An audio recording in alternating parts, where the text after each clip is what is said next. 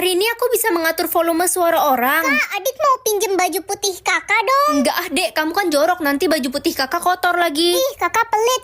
Ma, kakak jahat, kakak gak mau pinjemin aku bajunya. Sekarang mama nggak bakal denger suara kamu ngadu. Yang bisa tekan tombol like dan subscribe secara bersamaan komen ya. Lala, kamu beneran suka sama Jordi? Iya, aku suka sama Jordi, tapi nggak berani ngomong. Ngomong aja, itu ada orangnya. Kamu beneran suka sama Jordi kan? Iya Ren, aku suka sama Jordi. Lala, aku nggak salah denger. Kamu suka sama aku. Maaf ya, aku udah suka sama orang lain. Lala, maafin aku. Guys, jangan ada yang mau temenan sama Ren. Dia itu gak setia kawan. Gue ada buktinya pas dia lagi.